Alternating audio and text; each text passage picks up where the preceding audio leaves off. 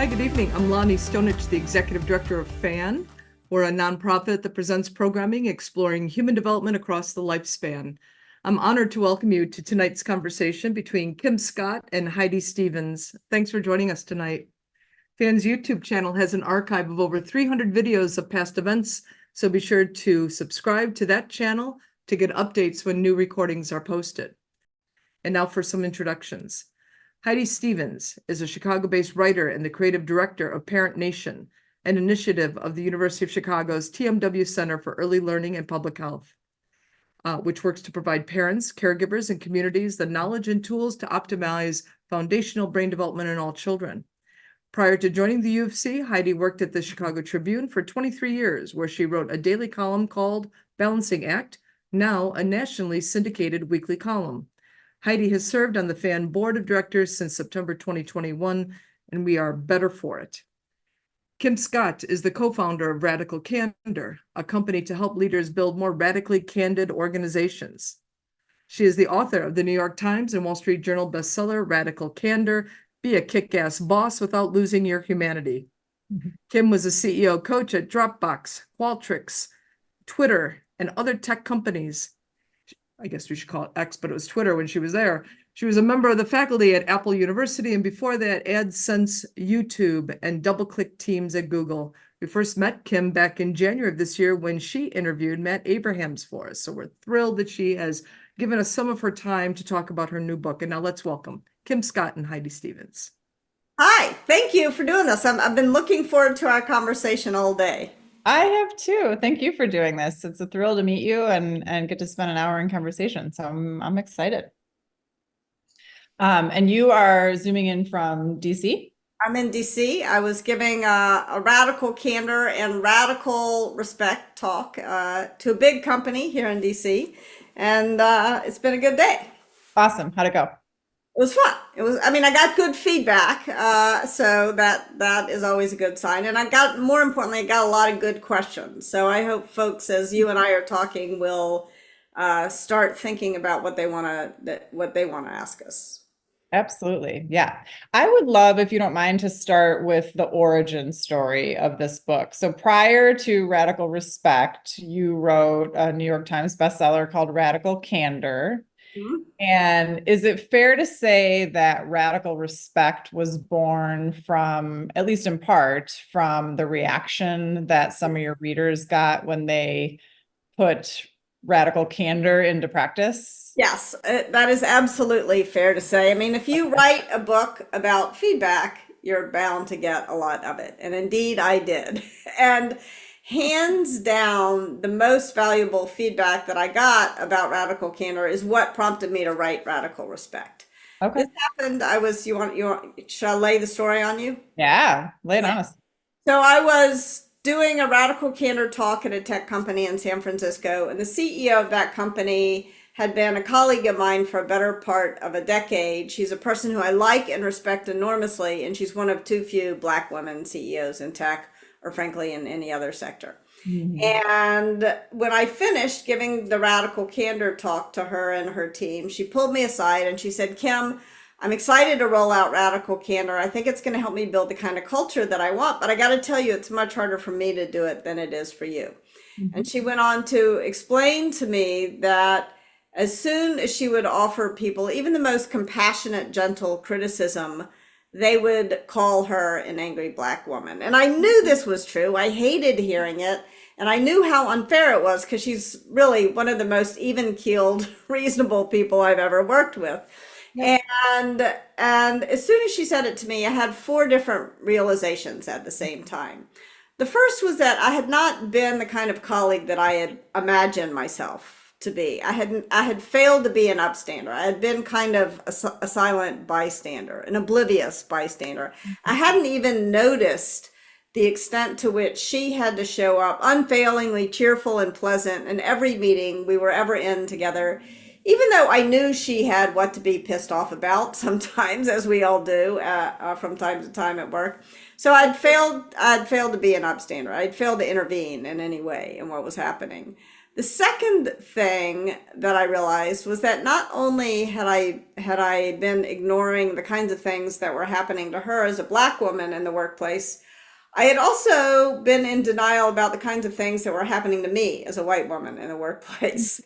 And, kind of hard for the author of a book called Radical Candor to admit it, but I had pretended that a whole host of things were not happening that were in fact happening.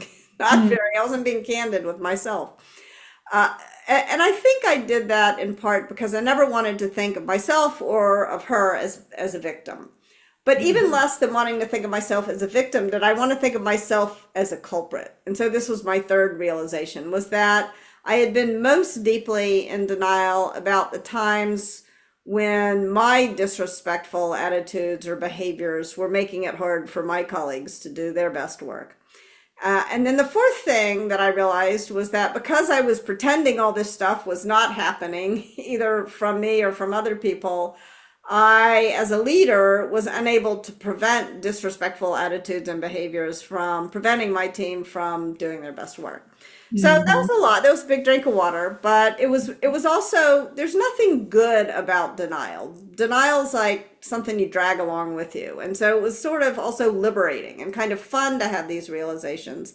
And that was what really prompted me to sit down and write this next book. Okay, good. Thank you for that backstory. That's really, really helpful. I wonder if I can keep you on backstory for one more second, or take your time. It doesn't have to be squeezed into a second or two, but catch us up on the terms radical respect and radical candor. And I guess start with radical respect because that's the first book. Radical candor because that's the first book. What is radical candor? Yeah. So radical candor is what happens when you care personally and challenge directly at the same time. So I tend to think of hard problems, I try to break them down to a 2x2 framework. So radical candor is when you care and challenge at the same time.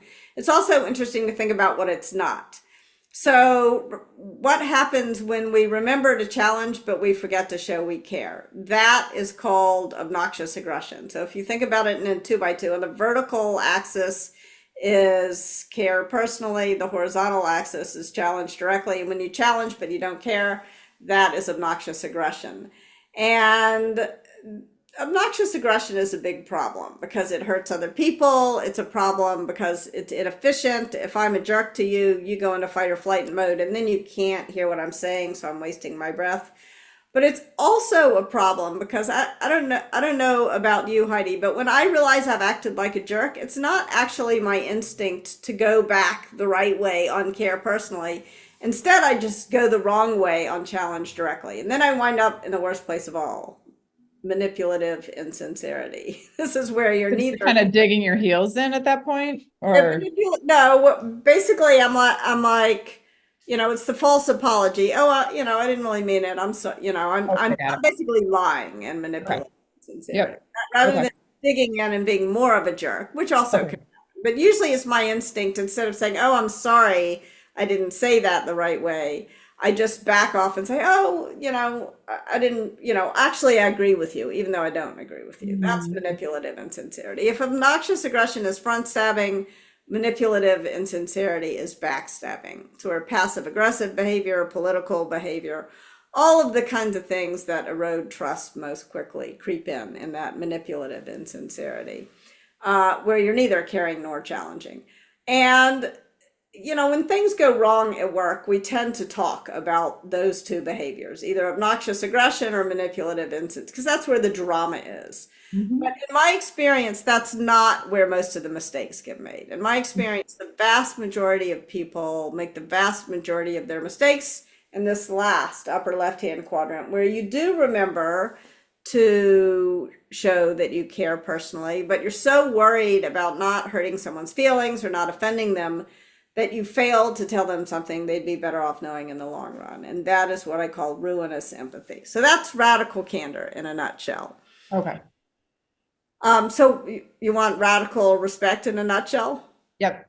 All right. So another book, another 2x2. And really radical respect, I think, is kind of the prequel to radical candor. Because if you don't respect someone, you're not going to care personally about them and you're not going to bother challenging them. Yeah. And the word respect, I think, is worth kind of double clicking on because it has two very different definitions. One definition of respect is the sort of admiration of a skill, and that has to be earned over time.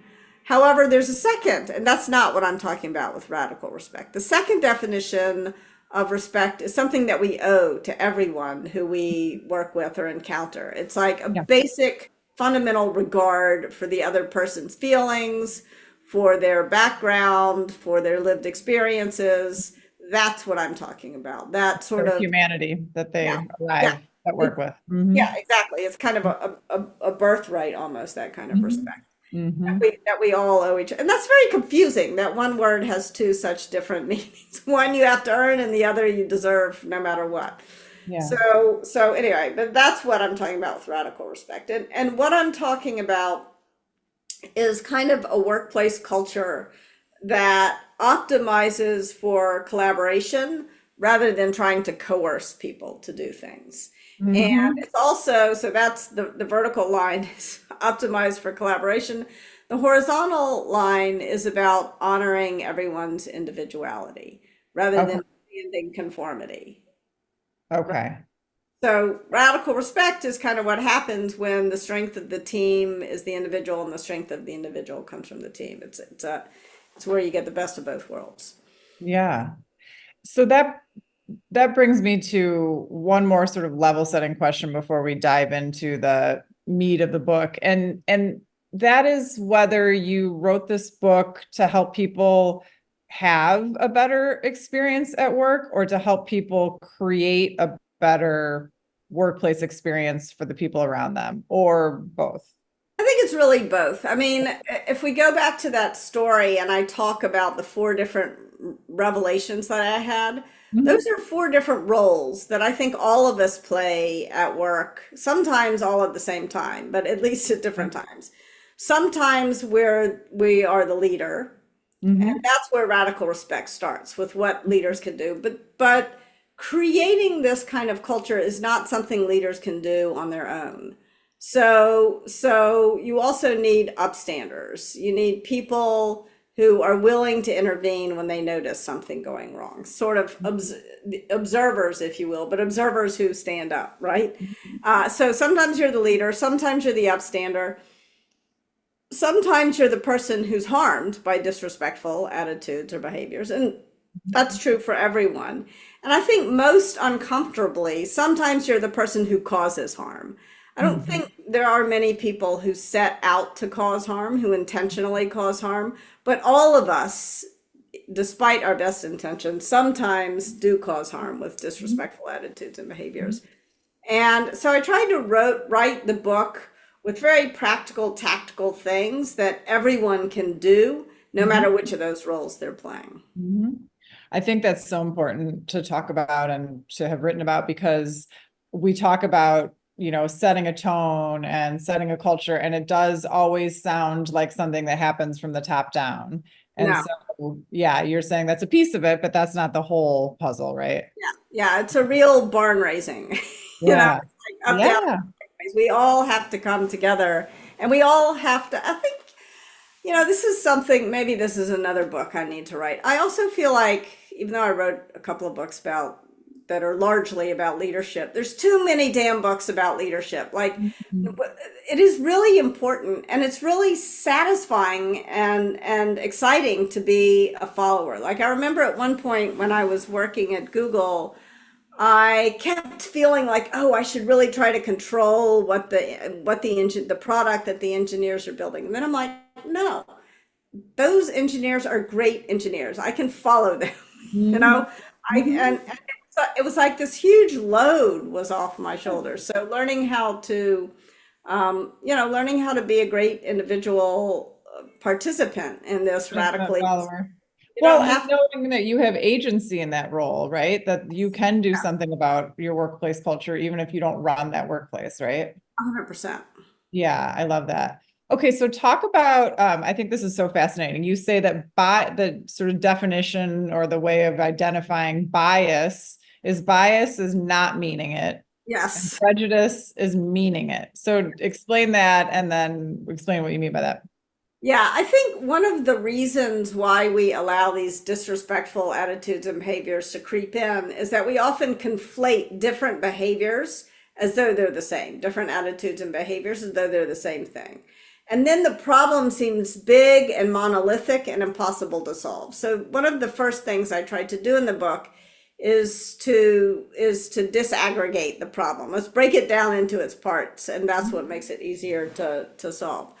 So I offer some really simple, overly short definitions of bias, prejudice, and bullying. And bias, I define as not meaning it. It's usually unconscious, and usually when people become aware of their biases, they fix it. You know, they realize that's not actually what I believe. That's not what I intended to say, but those words that I chose, or deciding who to sit next to, I decided to sit next to, that was bias coming out, and I'm going to change my behavior. So bias is not meaning it, whereas prejudice is meaning it. It's a very consciously held belief, usually incorporating some kind of unfair and inaccurate stereotype. And I think it's, I'll give you a story about a time when I thought it was bias and I learned it was actually prejudice, because the way you want to respond to each is different. Different, yeah. Yeah, so I had just had twins, and I had just come back from, or I had twins 5 months previously, and I had just come back to work from maternity leave or parental leave. And I was chit-chatting with a guy before a meeting, and he said, "Oh, well, my wife doesn't work because it's better for the children." And of course, at that moment, that was like a gut punch. But I thought this was bias. I didn't think he really meant it. And so I tried to make a joke of it. And I was like, "Oh, well, I decided to show up at work today because I want to neglect my children." And I was expecting him to have your reaction, to kind of laugh and apologize, and we would move on. But no, he dug in. He was like, "Oh no, Kim, I'm going to send you some research. It's really not." And so now I know it's prejudice. Like, that is not unconscious bias. He's digging in. He's saying he Right. believes, and so Arrived at that conclusion through research. research. Yeah, perfect. Yeah. Great. And so now I'm like, ugh. And it's tempting. It was so tempting just to ignore it, But I was going to have to work with him, and every time I was going to see him, I was going to feel annoyed. And he also was going to have some impact over who got what work. And if he thought I shouldn't be working, he was not going to give me the best assignment. So I said, "Look, it is an HR violation for you to tell me that I'm neglecting my kids by showing up." And that had the desired impact. He backed way off. And I said, "Look, I'm not going to make a thing of this with HR. But I think that we can agree that it is my decision, together with my partner, how we raise our children, just as it is your decision, together with your wife, how you raise your children." And furthermore, I'm guessing you don't want to read my research any more than I want to read your research. Right. And he laughed and agreed. And I'm not saying that solved all the world's problems, but it allowed us to kind of move forward. So it's like, I think, like with prejudice, with bias, you want to kind of hold up a mirror. But with prejudice, I think when it's a really consciously held belief, you want to kind of be very clear about where the line is between one person's freedom to believe whatever they want, but they can't impose those beliefs on you. And you can appeal to the law or to an HR policy or to common sense to make that clear. Yeah. Okay. Yeah, that's a clear delineation. And then what about bullying? I imagine there's a whole different way to respond to bullying. Bullying is just being mean. So no belief, conscious or unconscious. And I think, if you think about bias, you want an I statement. I don't think you really meant that the way it sounded, or I feel that's bias. However, you should respond to bias with an I statement. I statement, yeah. Okay. Bullying with an bias with an I statement, prejudice with an it statement, and bullying with a you statement. So if an I statement sort of invites someone in to help them understand something, a you statement pushes them away. I learned this from my daughter when she was in third grade. She was getting bullied on the playground, and I was encouraging her to use an I statement, as adults often do. And I said, "Oh, tell this child, I feel sad when you blah, blah, blah, blah, blah." And my daughter kind of banged her hand on the table and she said, "Mom, they are trying to make me feel sad. Why would I tell them they succeeded?" I'm like, oh, that is Wow, that's a really smart statement from a kid. yes, it was. It was. So if you want, I'll show you a sort of like a summary of that. So what to say when you don't know what to say, because we so often don't know what to say, and that there's those moments. And so if it's bias, try to start with the word I and see, I don't think you meant that the way it sounded. If it's prejudice, it is an HR violation, or it is illegal, or it is ridiculous. Or if it's bullying, you want to use a you statement. What would be a you statement that you would say to a bully? Yeah, so you can't talk to me like that if you feel sort of more assertive. If you want to ask a question like, "What's going on for you here?" Or even a you non sequitur. "Where'd you get that shirt?" The point of the you statement is you're now in an active role. You're not taking whatever it is they're dishing out to you. You're sort of saying, you're making it about them, which is kind of counterintuitive. Usually with bullying, people say, "Oh, just ignore it." But I think if we ignore bullying, we allow it to continue. Well, we've all worked with bullies who've clearly been ignored all along the way, or they wouldn't have gotten to the place they've gotten to, right? Yes, if we don't create some consequences for bullying, and it's really the leaders who need to create consequences for bullying. But even as an upstander, you can create consequences sort of in the moment. Okay, that's my next question. Are those statements true if you're intervening on behalf of someone else, if you're witnessing bias, prejudice, or bullying toward a coworker? Yes, yes. Okay. So the statement, the it statement, the use statement are useful tools, I think, both for upstanders and also if it's directed at you, and also if you're the leader. So if you notice, if you have one, I call them the gobsmacked moments. Somebody says or does something in a meeting, and you're like, "Oh, You've worked in a newsroom, haven't you? yes, Just like, yeah." Did that just, oh, Claudia Rankin has this wonderful, like, what just came out of my mouth, his mouth, her mouth, right. those terrible moments. And it's really hard to know what to say. And so I think that if you're an upstander and you want to respond to bias, prejudice, or bullying in the moment, that can be helpful. I'll give you an example of one of my favorite stories about an upstander dealing with bias. A colleague of mine had started a company, and she went into a meeting with two colleagues who were men. And she had the expertise who was going to win her team the deal. So she sat down at the center of the table, and her two colleagues sat to her left. And when the other side came in, the first person came in and sat across from the guy to her left. The next person came in and sat across from the guy to his left. And then everybody else filed on down the table, leaving her dangling by herself. Often how bias shows up.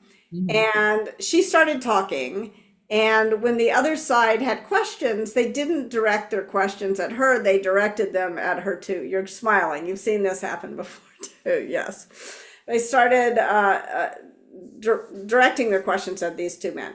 Right. It happened once. It happened twice. It happened a third time. And finally, one of her colleagues stood up and he said, "I think we should switch seats." That was all he had to do to totally change the dynamic in the room. An excellent example of an upstander intervening directly. And he did it. It's worth thinking about why he did it. He did it for three reasons. The first was kind of emotional. He liked her and he didn't like seeing her get ignored. The second was practical. He wanted to win the deal, and he knew if they wouldn't listen to her, they wouldn't win the deal. And then the third was just almost an efficiency play. He knew. I was just going to say efficiency. Yeah. I'm sorry. Go on. You're one step ahead of me. Yeah. Because he knew it was easier for the other folks to hear it from him than from her. It wasn't like he was saying she can't speak up for herself and I need to come in like the knight in shining armor. But it was really an act of compassion for the people who had been behaving in this biased way. He knew it was easier for them to hear it from him, and so he said he did it. Now, And she has the knowledge, right? So wouldn't it just cut yes, out the middleman to go to the person with the knowledge with your questions? yeah, it's practical, for sure. Yeah, absolutely. So that's an example of an upstander sort of intervening directly with an I statement when he thinks what's going on is biased. Now, there are times I want to acknowledge, like one of the reasons why I wrote Radical Respect is to think I've had a lot of great upstanders in my career who've noticed things happening and who've been very helpful. And so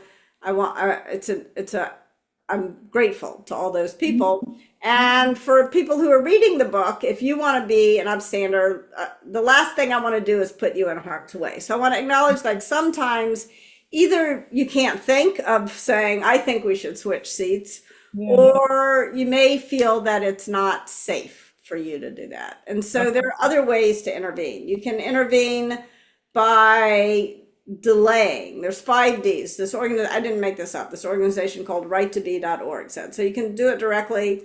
You can delay. And by delay, I just mean you want to check in with the person who is harmed by the disrespectful attitude or behavior after it happens. So, and the reason why that's really important is because you can help dispel gaslighting if you do that. There was one time, and I bet you have a story like this too, but there was one time when I was giving a talk to an organization of 5,000 people. And the leader of that organization was introducing me and my 2 colleagues. And he introduced my colleague first and shook his hand. And then he introduced my second colleague and shook his hand. And then he introduced me, and I stuck my hand out for him to shake it.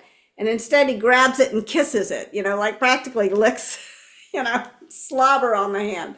It was one of those gross moments, like not the end of the world, but not ideal either.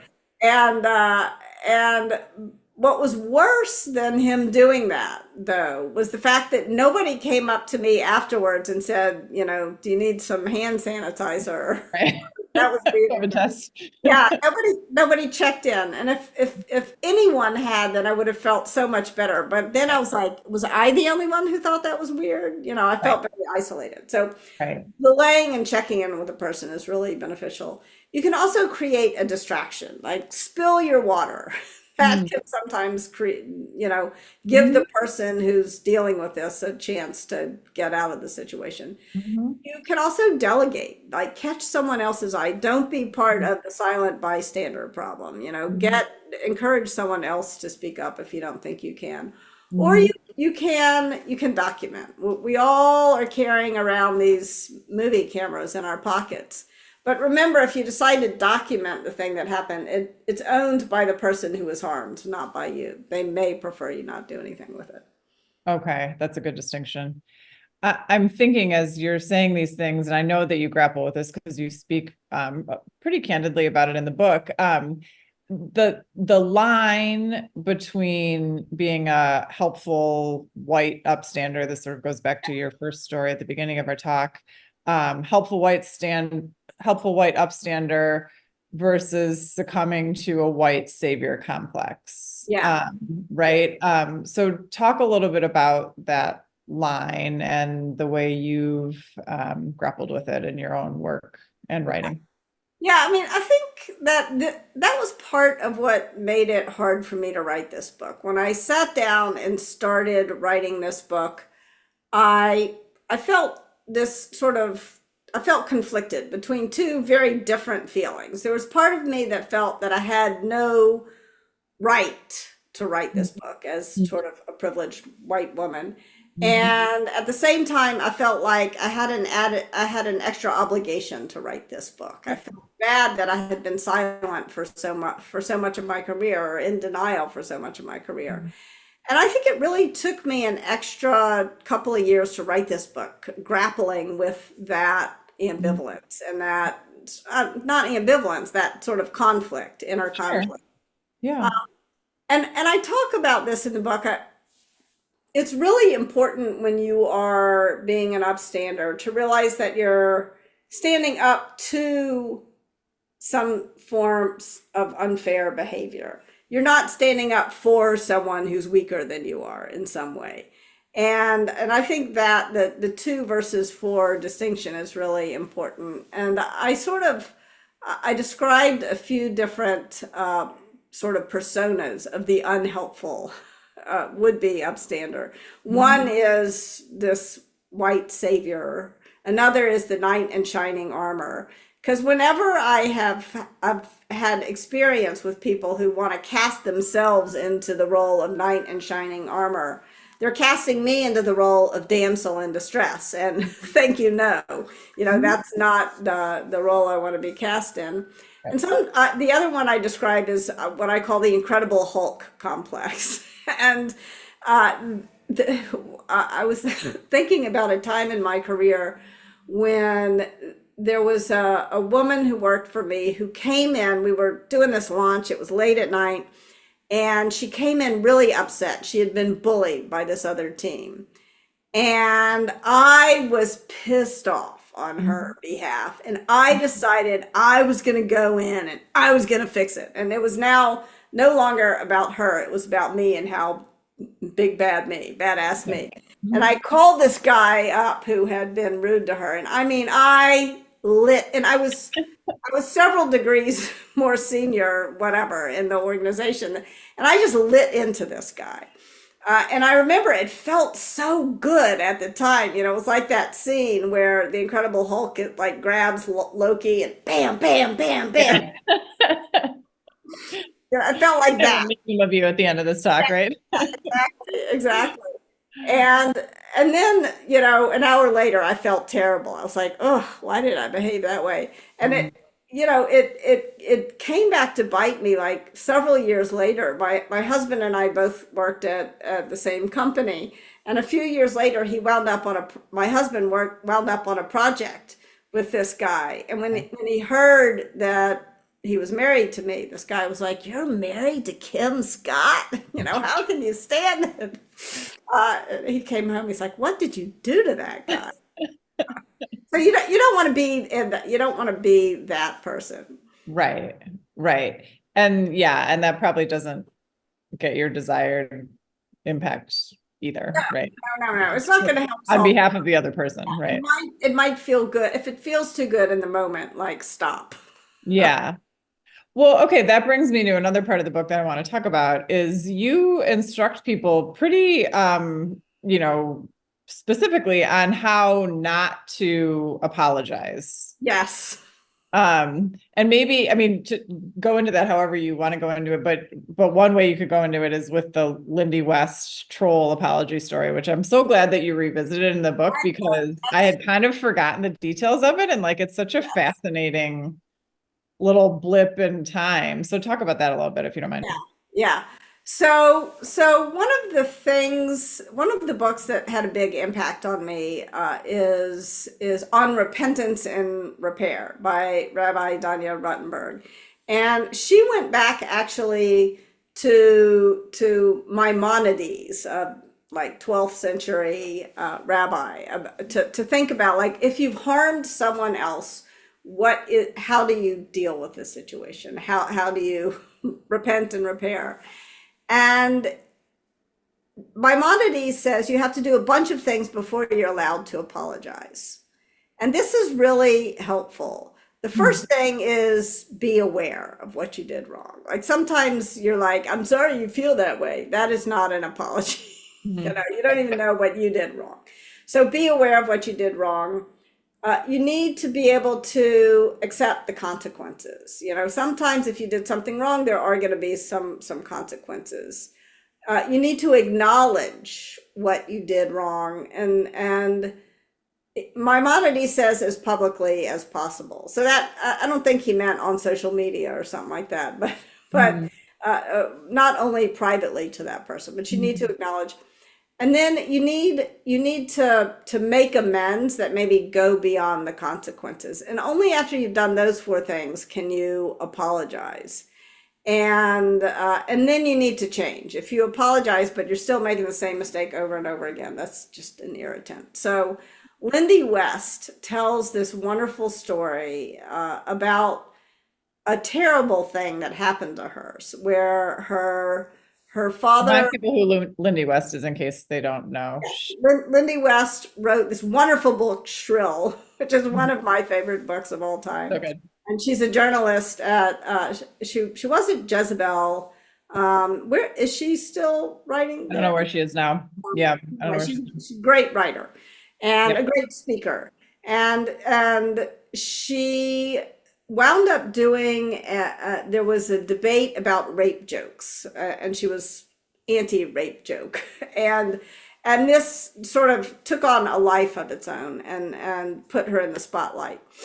And at one point, her father had died, and some troll took on his persona, got an email address and a Twitter account, and just started trolling her, taking on the persona of her father who had recently passed away, which is so cruel. Just cool. Yeah.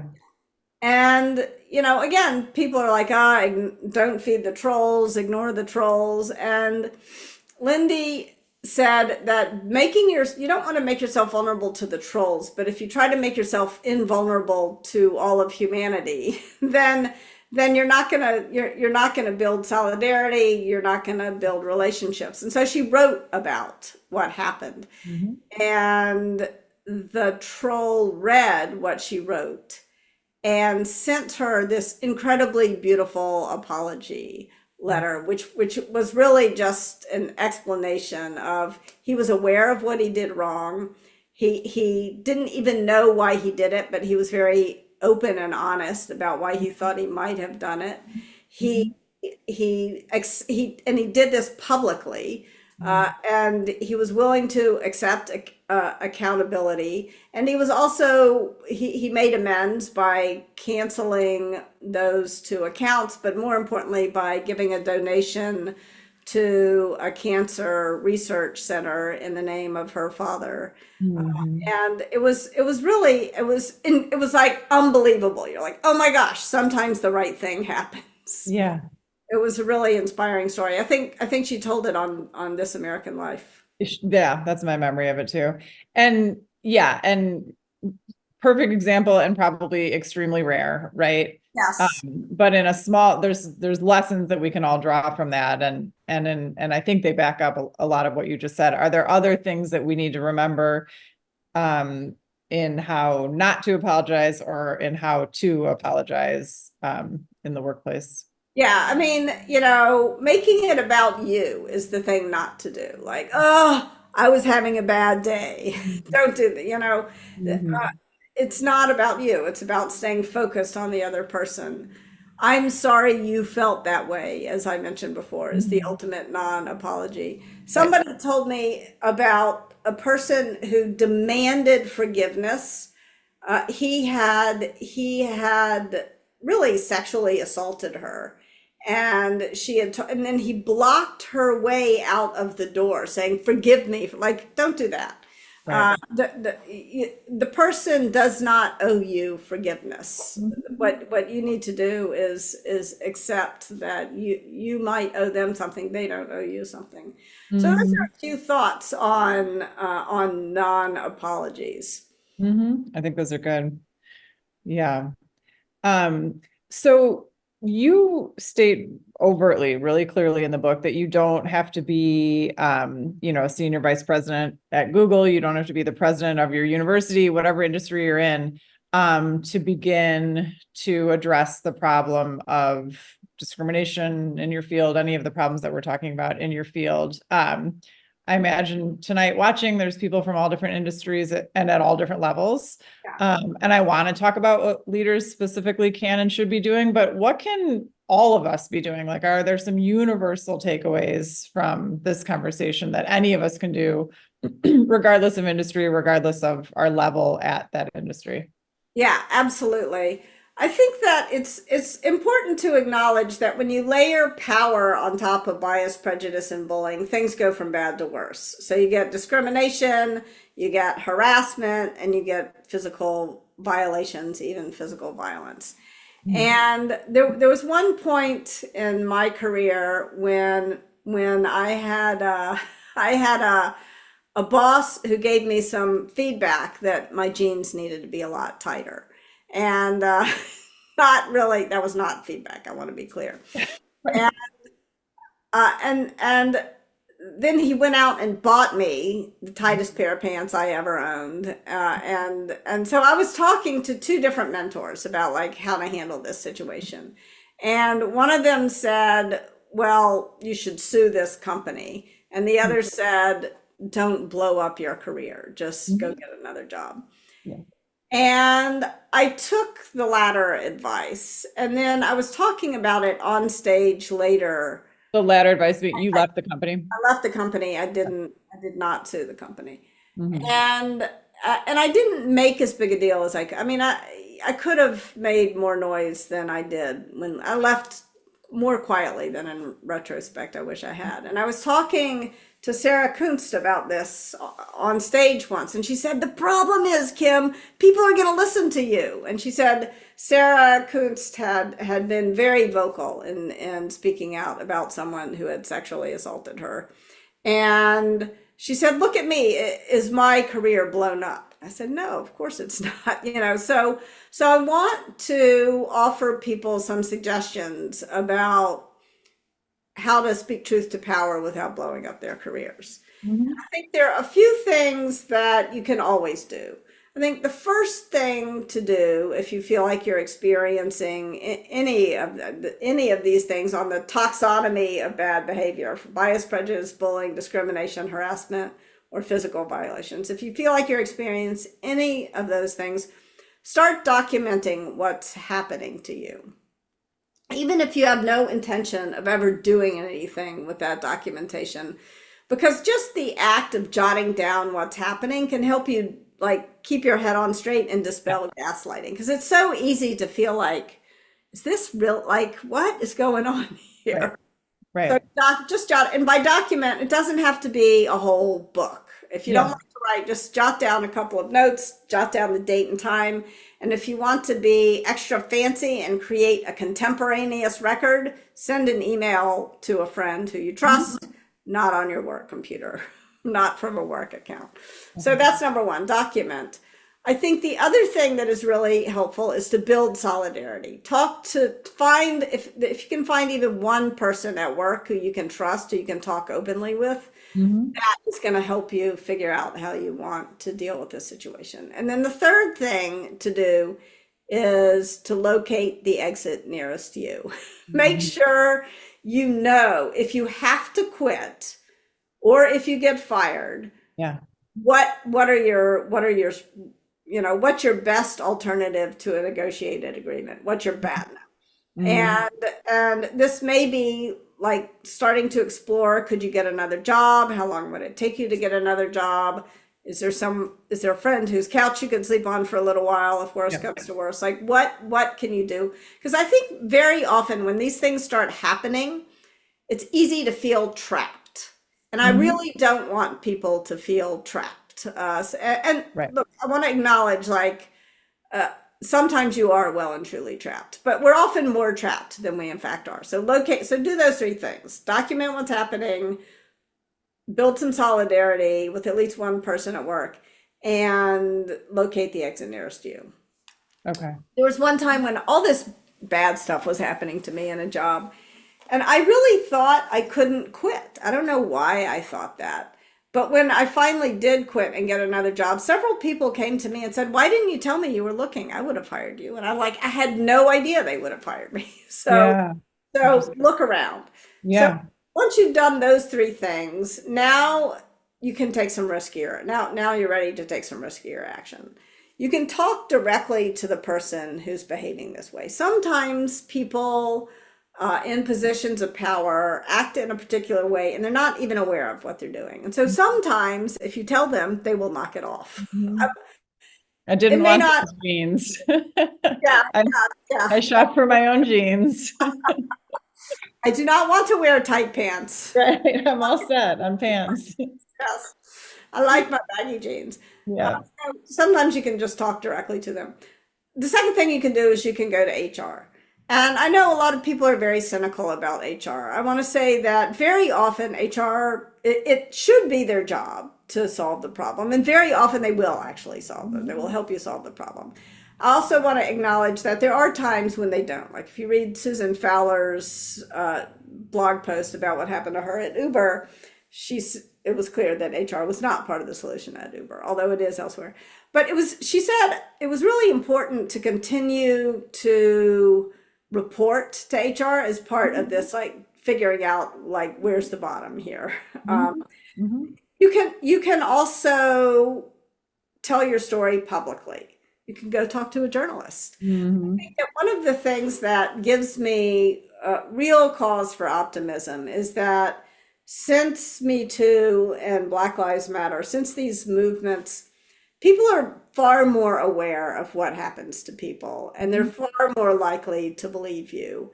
And your story is more likely to be met with a positive reception now than it has been really ever in human history. So be prepared to tell your story. And you can also, of course, take legal action.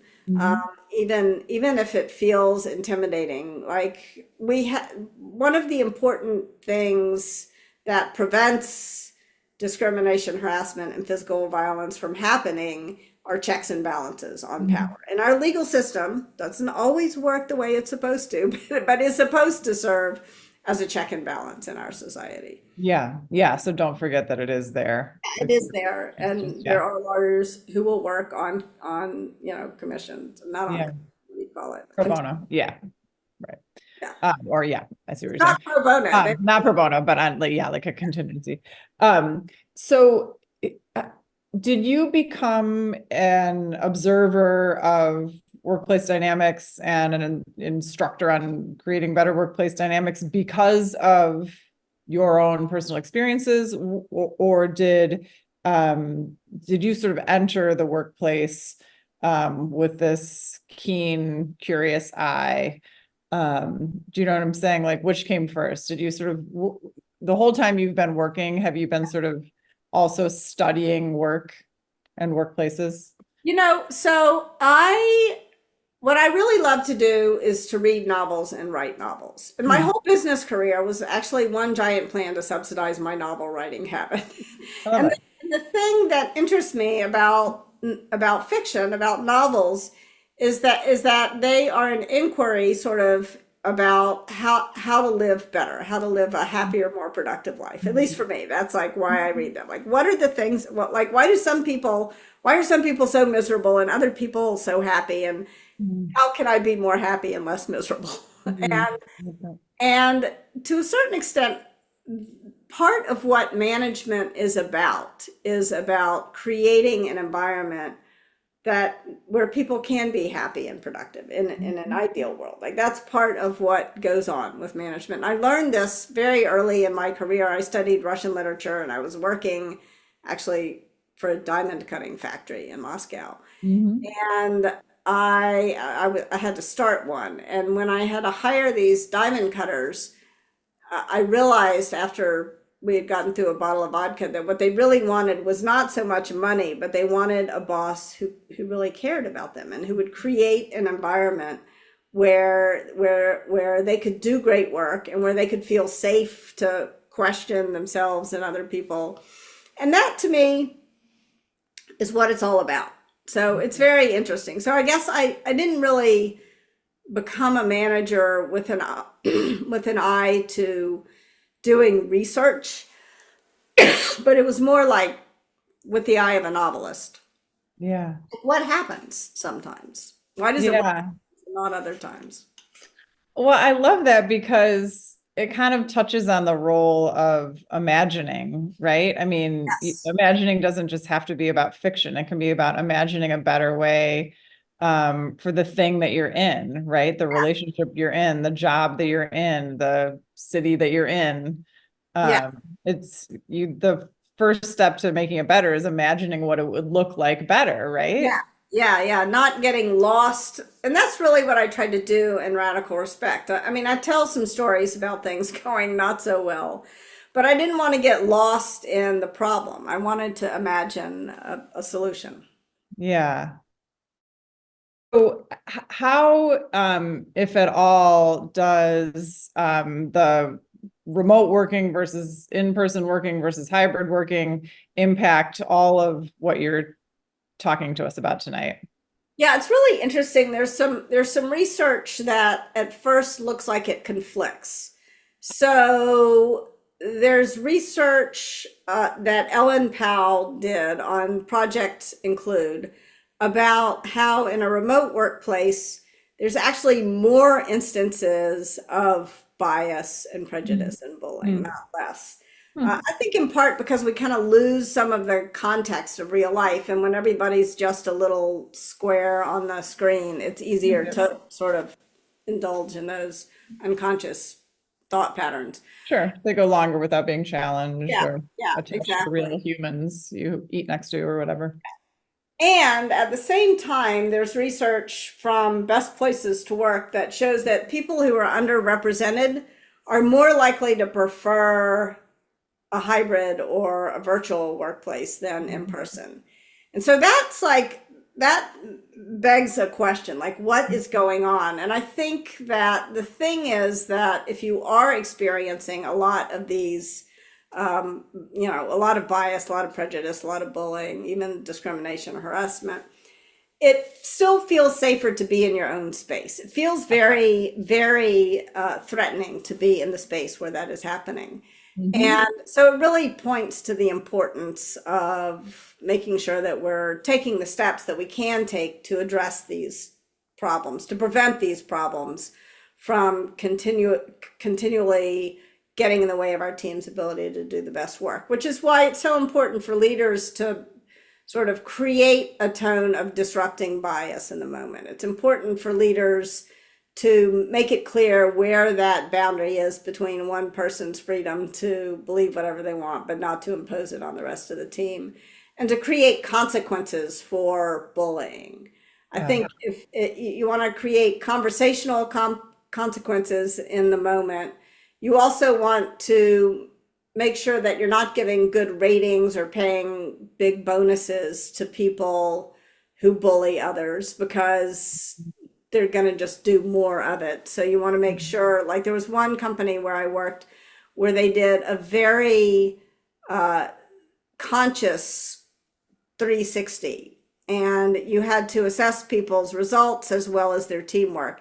And if somebody got bad marks on teamwork, if they were not supportive of their teammates, or if they were accused of bullying, they couldn't get a high rating no matter how good their results were. It's really, I think that was really important. And then the third consequence is career consequence. You do not want to promote people who bully others, because they will, it's only going to get worse. I mean, there comes a moment on too many teams' history where the jerks begin to win. Have you ever seen that happen? And that's the moment where the culture begins to lose. And so if you're a manager and you've got someone who's bullying others, you need to give them feedback. And if they can't knock it off, then you've got to fire them, which sometimes seems really hard because maybe that person is getting results, but it's better to have a hole than an asshole. So That's the name of your next book, I hope. yes, exactly. Better to have a hole than an asshole. That's great.